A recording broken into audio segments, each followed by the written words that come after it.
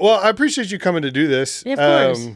So I'm always terrible at introductions. My guest this week is Jennie Weaver.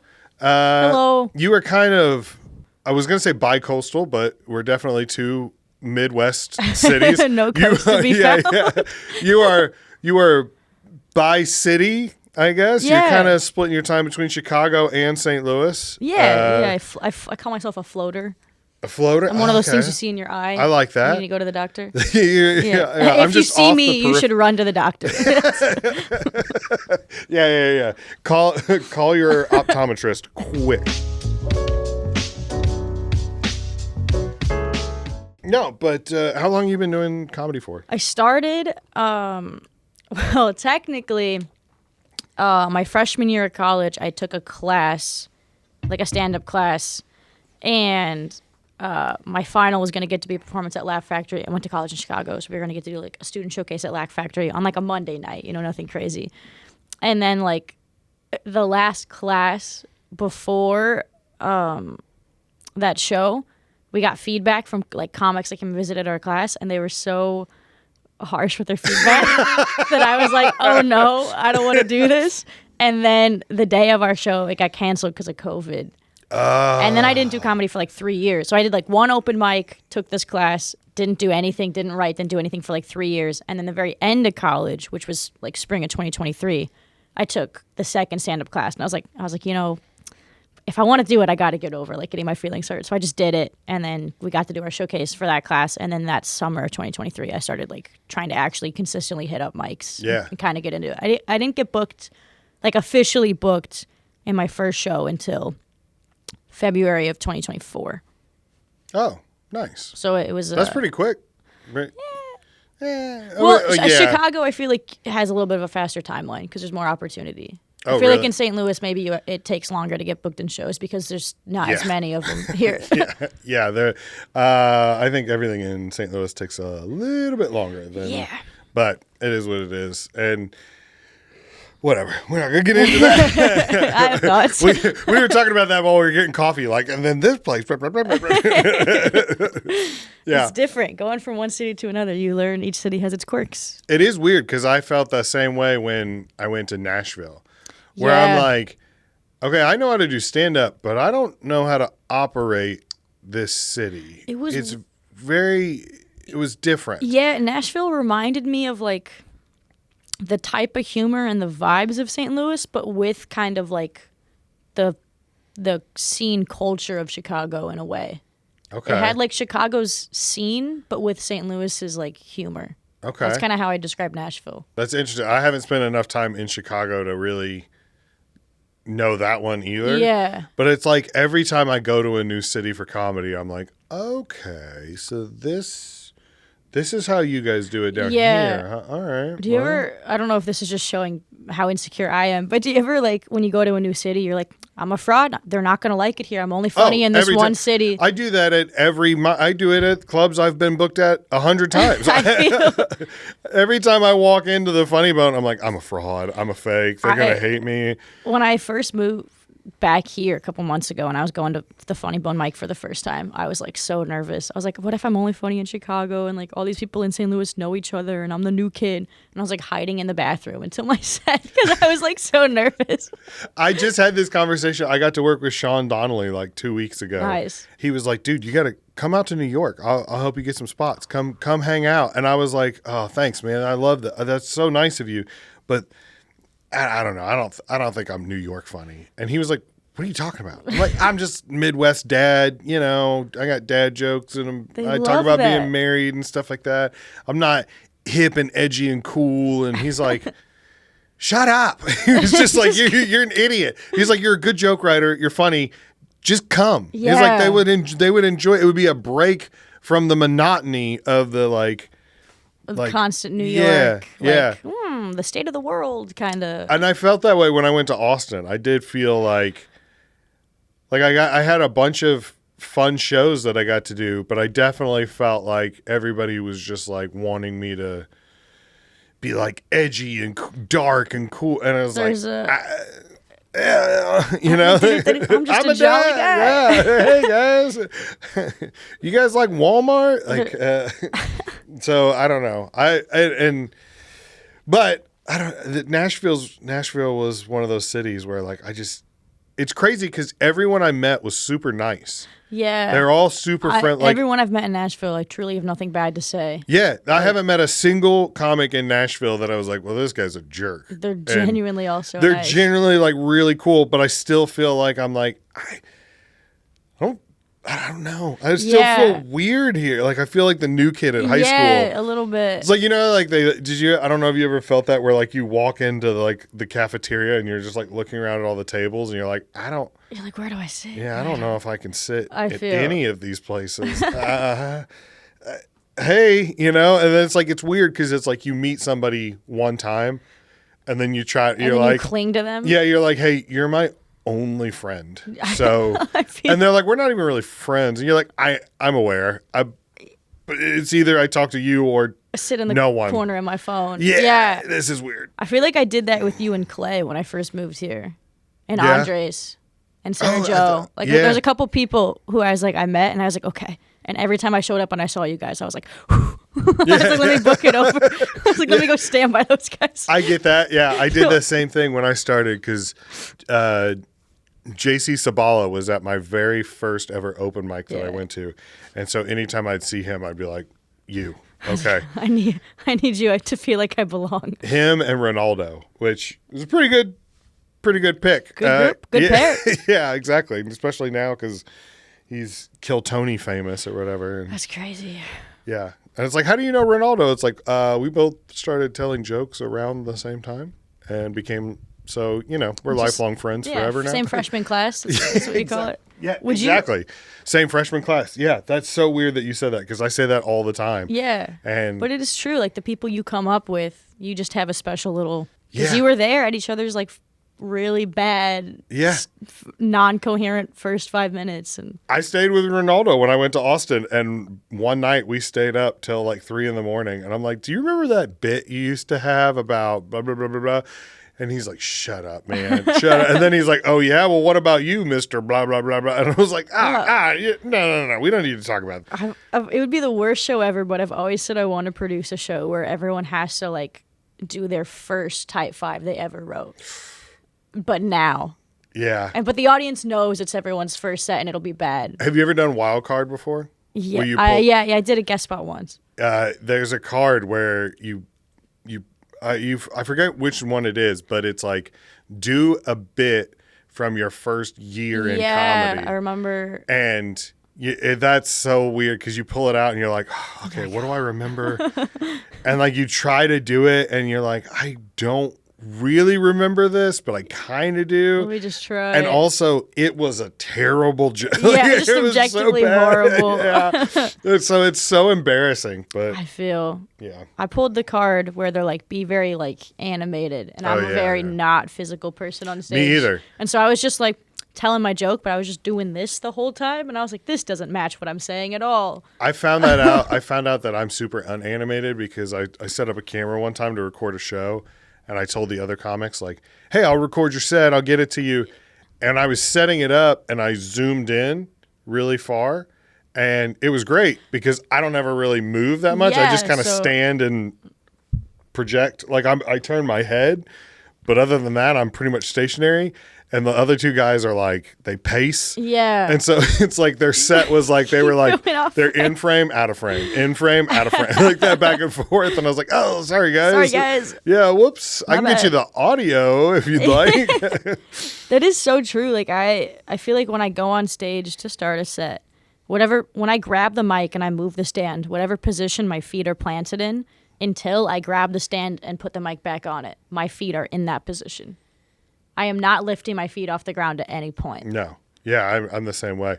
I used to get, that was one of my nervous tics, was my feet would be planted, but then I would tap my toes on the ground. Like I'd pick them up and just kind of like you bend your leg and just kind of tap behind you, or maybe like rock kind of back and forth a little bit like that.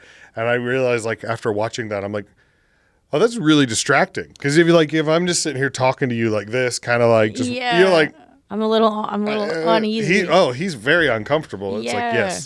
yes, I'm very uncomfortable. I've noticed I've watched tapes of myself and I'm always like kind of flicking my hands, or I do this a lot. I'll rub my jeans. Oh yeah. And I was like, I don't even think I'm that nervous. And I watch a tape and I'm like the whole time. And I was like, oh, clearly I was. I used to pop my fingers, like just like, or like touch my fingertips or whatever.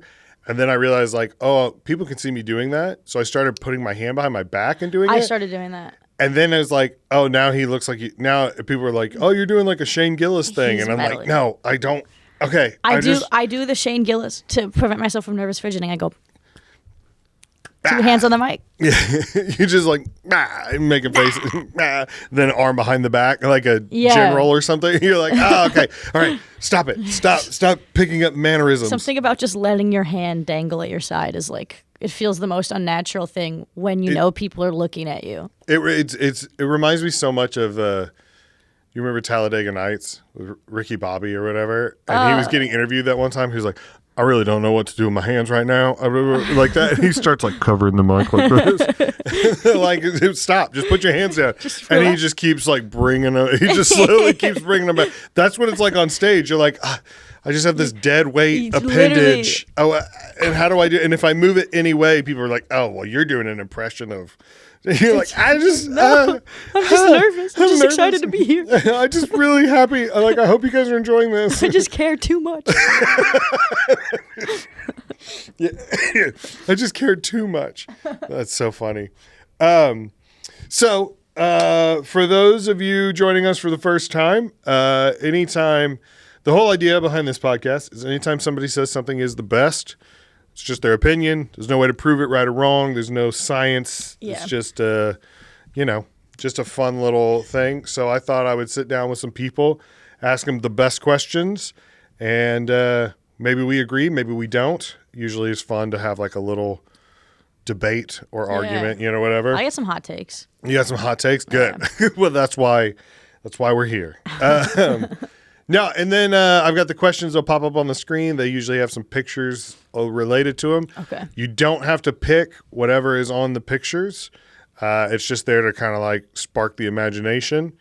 Because if I was like, what's the best movie of all time? You'd be like, I've never seen a movie. But if I put up like 4 selections, you'd be like, pick the best one. Oh, I don't know that movie, but okay, I think I know that, this reminds me of this one, blah, blah, blah, blah. So I'm excited. Just a brief explanation. I love sharing unbased opinions. So best road trip snacks.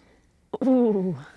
Are you going healthy? Are you going for berries, nuts, dried fruit, boiled egg, whatever? Or are you going junk food? You got to go junk food. If you're going on a road trip, you can't take care of yourself. That's so lame. No, yeah.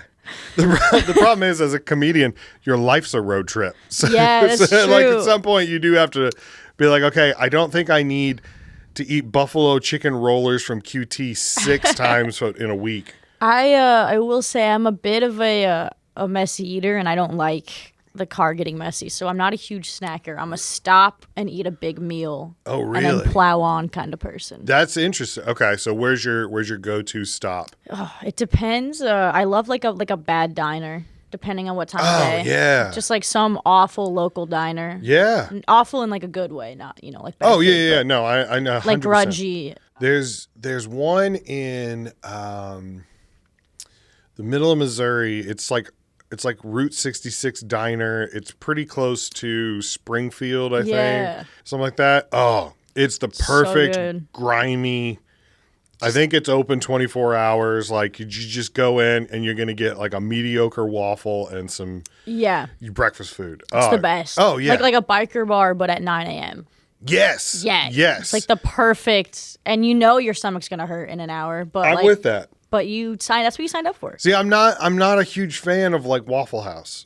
Like I'll eat it. Yeah, I prefer in a IHOP. pinch. I pancakes over waffles for me. So. Yeah. Okay, that's that. I'm with you on that. I will say, I don't think French toast gets as much credit as it deserves in the breakfast world. But yeah, I can see that. But I'm with you. I'm not a big waffle person just because it's like it's got too many compartments. It's too much work. I mean? Yeah. You can just like slice into a pancake a waffle. You have to like dissect it with a knife. And exactly. It's like messy. Yeah. I talked about this the other day that I went out to breakfast with my parents not too long ago, and my dad is like super health food conscious. Like he doesn't eat carbs. Like once a week he'll have a bowl of vanilla ice cream, Wow. and that's his like big treat. We have very different dads. Yeah. Well, yeah. I'm very different than my dad because I'm the opposite, where I'm like, every meal's a treat. Let's have fun. I got through the day, sweet treat. Yeah, exactly. I deserve a little something, I you know? do. I woke up this morning. Yeah.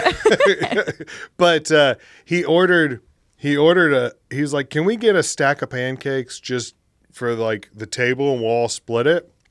Which is a brilliant idea. Yeah. Way to go. A+ move. Then the pancakes come, and he cut out the center of the pancake, like probably like a 2-inch by 2-inch square in the center, And he just ate and ate that. And then he was like, you guys can have the rest. And I was like, that's the most diabolical thing I've That's ever. psychotic. I was like, that is like, Dad, if you're listening, I love you and you're the best. And I'm not trying to bash you in front of the world. However, am. That's psychotic. That's weird. However, I mean, I just looked at it and I remember just being like in awe of like, I don't think I've ever seen anybody. That's like punching a baby kind of thing. Yeah. Like where it's like, what? Huh? What? That's like your first bite of your birthday cake or whatever, just taking your fork in the middle and then just being like, all right, guys. He did pay for the meal. So after that, I was like, okay, those are his pancakes. Yeah. You can do what you want with them. Fair enough. Yeah. And my mom didn't care. My mom loves so she was like, well, whatever's left, I'm going to eat. And so, I remember looking at that. And so you brought up pancakes. And That's so funny. It just, that is like flashed in my head of just the pancake with the missing center. I mean, I guess if you're only going to have one bite and the middle is the best part, I guess it makes sense. Mm-hmm. I'm coming around, actually. You're not psychotic. No, yeah. I get it. It's harsh. I get it. If that's your once a week treat, you want the best part of it. Get the best part of it. Yeah. You deserve it. You paid for it. You've been looking forward to this for 6 days. All right. So now we're kind of back on. Do you hear that, I'm Dad? back. He won me over. We're back on board. Yeah. I support it. Yeah. But still, if you were just, I mean, if anyone else does it, all right, let's just put it out there now. Anyone else, not okay. Eric's dad gets a pass. Everyone else, psychopath. My new favorite road trip snack, and it's because I live in my car, and is those almonds that are like, they're like blueberry flavored, or they have some like cocoa flavored ones. Okay. And I started getting them because I was like, ooh, almonds, these are healthy. And then you realize they're just coated in sugar. flavoring, yeah. And you're like, well, it might as well. But you can still pretend. Yeah. It's basically a Snickers bar. You know, it's just not peanuts, it's almonds. And so, like, that just makes me feel better. And then I read the back of the package one day, and I was like, what? 1,000 milligrams of sodium and sugar per almond. How is that even possible? Per almond. It's like, wow.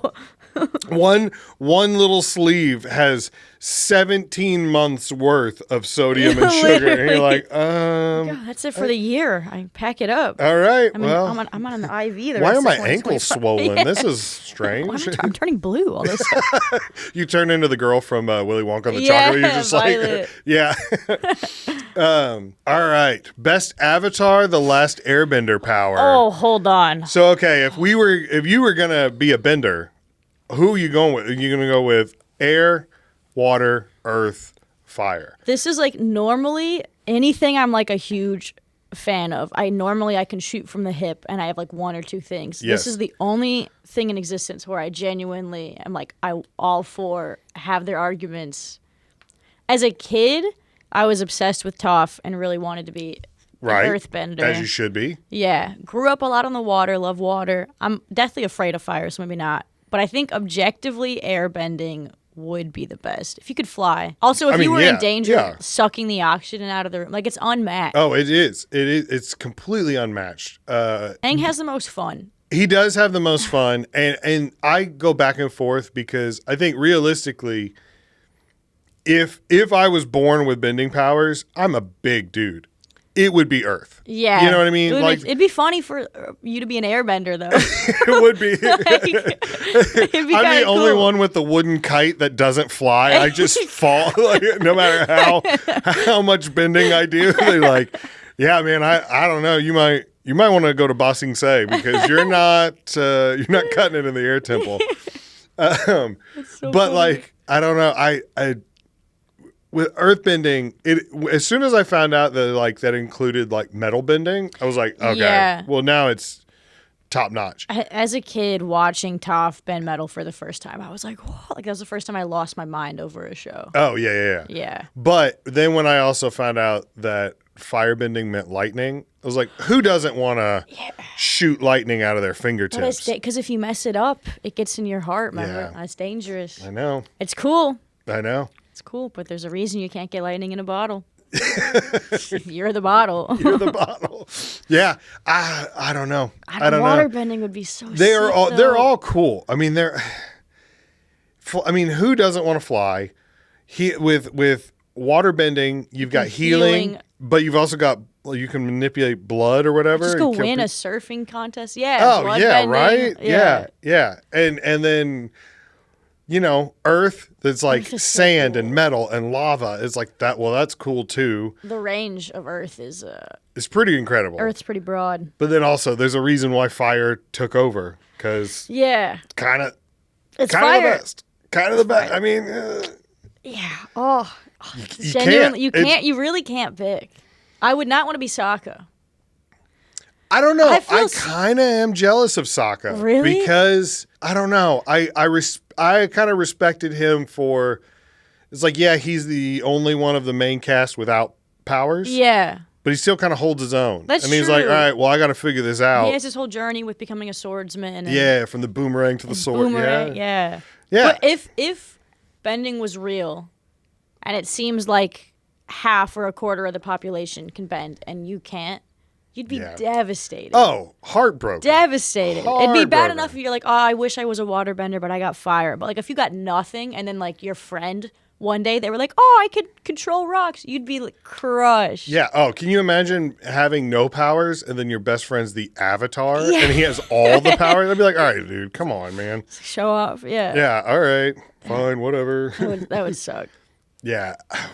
I don't. I feel like air is objectively the best choice, but I think I might choose water. Just because I think it'd be. I see that. I was also, I don't know if we'll get into it later, but I was also a big Percy Jackson fan as a Yeah. kid. And Percy was basically a waterbender. And yeah, so I yeah. think I just have bias. I don't think it's objectively the best choice, but I think I'd pick water. Now, which fandom came first? Did you enjoy Avatar first or Percy first? Ooh. So did one lead to the other? I don't remember when I started watching Avatar. It was on Nickelodeon. I yeah. think it was sometime when the second season was coming out. My older sister, because I have a sister who's 10 years older than me, so she was. What year did Avatar come out? I'm not sure. It was. Do you care if I look it up? Yeah, no, go for I it. was like, if there's no phones on the podcast. No. Yeah, how I- dare you? How dare you research? No, I remember it because it was a while ago. Like it was 2005. Okay, so my Yeah. sister would have been like 15. I would have been like 4 or 5. I don't think.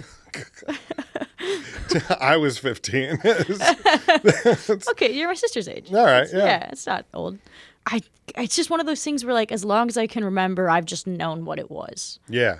Like, it's like Finding Nemo to me, like, it's just always been. It's just there. Yeah. Like, okay. I don't remember the first time I saw it, but I remember when I feel like it must have already come out, but the first time I saw season 3, and I maybe thought it was new, but it was a couple years down the road because I think I was old enough to really remember. And I was like, this is crazy. Like, I'd never watched a show for kids that had the plot, like, develop. Yeah. It was always like the status quo returns at the end of the next episode. And this was like every episode kept building, and I was like, that's insane. It's like a movie but longer. Like it was Yeah, most kids shows are like that. They're like non sequiturs, Yeah. where it's like it doesn't affect. Yeah. One episode does not bleed into They're the not next. serialized. There's no continuing storyline like that. And when Zuko like joined them, Oh yeah. I was like, oh, he's a good. Like I remember, like I was like 8, 9, however old I was, and I was like, this is crazy. Like His one of the greatest character arcs. Zuko is Yeah, to look at him from episode 1, season 1 throughout, and how much he like changes and stuff. Yeah, it's such a good show. Like it's genuinely, I think maybe the greatest TV show ever created. I've gone back and It holds up. I rewatched it last year. Is that's another question I was going to ask, and I didn't make a slide for it, but what's your best comfort show? Ooh. One that is like, oh, today's been a rough day. I just kind of want to sit back and turn on. Parks and Rec, probably. Really? Yeah. Yeah, that's one a lot of people like. The Parks and Rec, The Office. Yeah. It's a good one to rewatch. I love Parks and Rec. The Office is all right. I've seen it. I watched through The Office, but I would never rewatch it. I'd rewatch like compilations of the best cold opens and stuff, but Parks and Rec I can sit down and I skip season 1. But I rewatch the whole show for every couple of years. Yeah, I'm not a huge Office person. Like I watched it when it came out. Yeah. And I was like, oh, that's fun. Okay. But I don't care to go back. Yeah. Golden Girls is mine. I love Golden Girls. Golden Girls is after a long day or whatever. Like my wife will know sometimes when I'll walk in the house and she's like, how was your day today? And I'll be like, ugh. And then she's like, Golden Girls. I'll sit down and she'll just like, she'll hear, thank you for being a friend. Like that. And she'll come in and she'll be like, oh. It was that kind of day? That kind of day, huh? I just kind of look at her and nod. Yeah. But it's without fail, it makes. Puts you in a good mood. It does. Yeah. It does. I don't know. I tried to get my son into Avatar too. He won't? He's like, he'll watch an episode or two and then he's like, all right, cool, whatever. I'm like, buddy. That like hurts. Buddy, you gotta. It's the greatest TV show of all time. But he's huge into Percy Jackson. Okay. So I think he's a good kid. That's why I was wondering what came first. Because I was gonna say. I think it could lead in. One could bleed to the other. I remember, you know how like in elementary school, your teacher used to read like once a week or whatever. They'd read a chapter book to you. In 3rd grade, my teacher read The Lightning Thief to us. Oh. And nice. then I didn't know it was like a series. We finished it and I was like, oh, that was really cool. And then in like 5th grade in the school library, I saw that there was a sequel. And then I like every year at school, I think I was like behind when they were coming out, but every year at school I was like, oh, there's another book. And so I read through all of them. And then I remember specifically in 7th grade, The Mark of Athena, which is the 3rd book in the 2nd series, it came out. My friends and I all got it like the day it released, read through it in like a weekend, and it was a huge cliffhanger, and we had to wait all the way until next year to get like the 4th book. And so I remember 3rd grade's the first time I got the book read to me. 7th grade is when I caught up and like when he was releasing them, and I was like, what? Like that's how I was with Series of Unfortunate Events. Okay. Because I think I was behind and then I got caught up, and the last 2 weren't out yet, and it took me like years to be able to finish it. It's torturous. To the point where like I was like probably older than most of the fan base the nostalgia of that show. But I was like, I gotta find out what happened. I gotta know. Yeah. And the thing is like I don't even remember how it ends now, but I do remember loving those books. Yeah, so much. That's so good. Best Avatar character. Toph, easy. Yeah. I mean, she was my favorite as a kid. Maybe if I like went into it with an open mind as an adult, it would change. But I went as Toph for Halloween one year. Everyone thought I was like a like a Amish person. Like they didn't. They didn't get it. Yeah. My mom like made me a Toph costume, and everyone was like, "Oh, you're a little Amish girl," and I was like, "No." It is a niche character. I think. So as a kid, I definitely would have gone with Sokka. Oh, I do love Sokka. And the comedian in me wants to say the cabbage salesman. Yeah, but I mean he's just because he iconic. pops up every time, and it's the perfect like break in tension. Yeah, my cabbages. But honestly, the more I think about it, the more I would go with Uncle Iroh. I love Uncle Iroh. I was going to say the older I get, the more I'm like, oh, I relate more to Katara than Toph now. As a kid, I was like, yeah, Toph. And as I get older, I'm like, Katara, she had a reason for being cranky all the time. Yeah. I mean, objectively bad person, but I think Azula might be just because of how crazy she is. Yeah. Yeah. That's one of my favorite lines from the whole thing is Zuko talking to Iroh, and he's like, I know she's my sister and I should try to forgive her. And Iroh's like, no, she's crazy. We need to take her down. Like that. It's so funny because his whole thing is about forgiveness and like being a better person.